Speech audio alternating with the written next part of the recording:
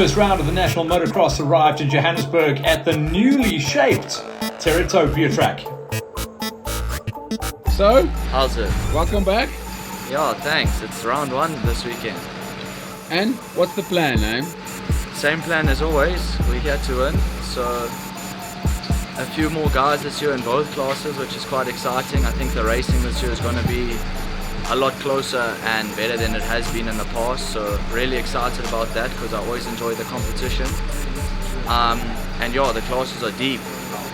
MX1's got 5 more than normal, so 13, which is good for MX1, and MX2's 23. And I could say 6 or 7 guys could get a podium and win. And MX1's the same, 4 or 5 guys can podium and win. So it's going to be an exciting year of racing. Not too many people got track time coming into this one as well. So the most even playing field we've seen coming in to a national championship season. 2026 is going to be a banger. We'll start things off with the MX125's heat number 1. 21 riders ready to rip the bars off. The whole shot was going to be key, and as always, some of the whole shot superstars, Frosty, Valsecchi, and Visa, were going to be the runners at the front. High School 125s is looking super strong in the 2026 season. Valsecchi is looking stronger than the rest of them, leaving the rest of the chasing pack to pick up the pieces. Valsecchi put on an absolute masterclass. Duro, he got clear air and was running second, leaving the 2 Yamahas of Frosty and Martin to dice for the 3 spot. Valsecchi had that 125 singing beautiful notes out there next to the highway. The Terra Topia track was delivering the goods. Valsecchi, though, was on another planet as he hammered the field. But it was Duro who was a big surprise package in the 2 spot. Old Bully and 125s are still got it. Showing he's like he's had a ride here. MX125's Heat 2 and a welcome return to Kretsman. He had major mechanical issues on the first heat and was way down the order. Now, he was going to be one of the key riders to watch out for. Once again, Valsecchi was running the numbers, but the 94 of Kretsman was going to climb the ladder. He had Martin along for the ride as well, as all 21 riders were now figuring out the drying conditions on the track. Valsecchi had a mechanical also that started to drop down the order. That was going to change things up big time in the overall. At the moment, Kretsman had control of things, but it was Duro who was going to be the interesting one to watch out for in the overalls.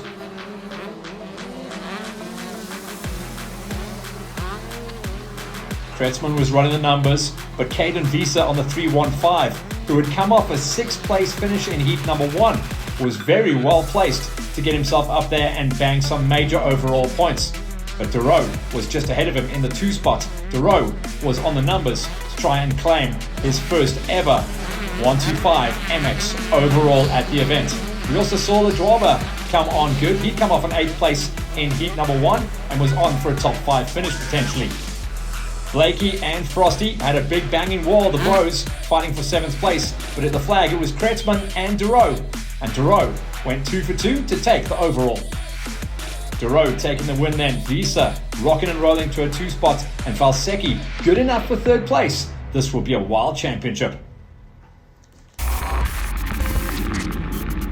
MX2s now, and always a strong gate. Lots of moving and shaking in the off-season as well, with a couple of riders on different flavoured machinery, and a couple of international superstars coming back to take on the most popular gate in SA Motocross. MX2, heat number 1, and the all-important whole shot, bar banging to the maximum. And Cox, Trey Cox, delivered the goods himself. And Duro were going to be running the numbers. And as always, it's going to be interesting to see what the Yammies can do. Proctor, so strong off the gate. And the number 1, the reigning champ, Grundy, now on the Husqvarna. Coming off an incredible ride in the 125s, Tristan Duro onto the 250, also running good numbers. And Slade Smith figuring things out on the smaller bike, so much more comfortable on the bigger 450 weapons. The top 2 riders, the top 2 factory KTM riders, Duro and Cox, stretch their legs nicely. Proctor, who can run pace good in the early stages, but has a problem sometimes fading backwards, was going to have his hands full of some very big swinging talents very, very soon. Cam Duro hit the front though. Cox had his number for a while, but Arm Pump definitely came into the mix, and Cox started to fade backwards, and he was going to get found and in trouble, because as he faded backwards, the big swingers were moving on forwards. The reigning champ Grundy was finding some good numbers. All the Yami boys were trying to find their pace. Johnson, Cardi trying to break their way inside the top 10, but at the flag, it was Duro once again by 4 seconds ahead of Slade Smith. MX2 Heat 2, and for the first overall of the season. This was going to be a Cox versus Duro battle once again. But then again, the track was drying out and starting to become hard pack. Some of these guys are hard pack pros. Grundy, the reigning champ, a much better hook off the gate, but just a little bit extra hook on the tires this time. And Duro would see clear air, leaving the rest of the chase down. Grundy, Smith, and Aidan Hanley made much better gates this time around to run the big numbers, but Duro had clear air, didn't have to get around Cox early on this time around, so that whole shot white kit was working perfectly for him. But for the overall, everyone would be keeping an eye on Cox and Smitty to see where they were going to line up. But it was no big shout outs to understand that it was going to be Duro finding his groove nice and early. Cox was the man to watch out for as he ploughed the field, got squeezed out off the gate, but was starting to make mincemeat of the field and make his way up to challenge for his good overall. Smith started to make moves as well to get up to the back wheel of Duro and make it a bit of a fight, and Grundy was looking much more comfortable as the track dried out. Cox though was lighting the afterburners and really chasing things down. Duro was putting on a masterclass and enjoying the timing section on the track. Grundy in the 2 spots, and absolutely mad moves and lines coming in for Cox. He didn't want to give away the chance of the overall and quickly got around the reigning champion, and it went orange, back to where they were at the finish line at the end of heat number 1. Duro ahead of Cox once again. But Grundy was looking in much better shape. The battle was going to see who was going to be able to walk away with the podiums. Duro, Cox, Proctor good enough for the 3 spots. Slade Smith faded down to number 4. Testing. Can you hear me? It was good, bro. I actually didn't have massive expectations for the first race.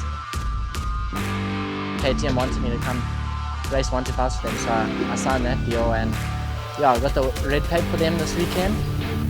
My riding got much better on the second moto, so I'm very happy with that. And yeah, no complaints. I know I have to work on 1 or 2 things this month before Marathon National, so yeah, we'll see you there. Hopefully I can impress you guys a little bit more. Oh, you're going hometown, eh? Next month. Yeah. Back home? No pressure. If I ride bad at my own race, I don't know. Yeah, you'll be fine. Yeah. So yeah, I'm excited for that. How's it? Yeah, first round out. I had a perfect day out in MX2, fastest in qualifying, and Moto 1 was second off the start, but took the lead from Trey on lap 1, so led every lap in Moto 1. Field's quite deep, so started lapping guys, and it was quite hard to maintain the gap. The guys started to battle me. I think I'm the first guy coming through, so lost a little bit of time, and it was pretty close in the end, so improved that for second moto, and then second moto got the whole shot, pulled the gap to about 5 seconds and kept it there for the rest of the race. Struggled again the last few laps with the back markers, but the timing of them was a little bit better, so didn't lose as much time, and yeah, brought home both moto wins. Yeah, on to round 2 home track. Hopefully I'm feeling better for that national. Had swine flu for 2 weeks, so yeah, actually pretty impressed with how I handled today. Didn't know what my body was going to do. Struggled in the second motors, but pulled through an MX2.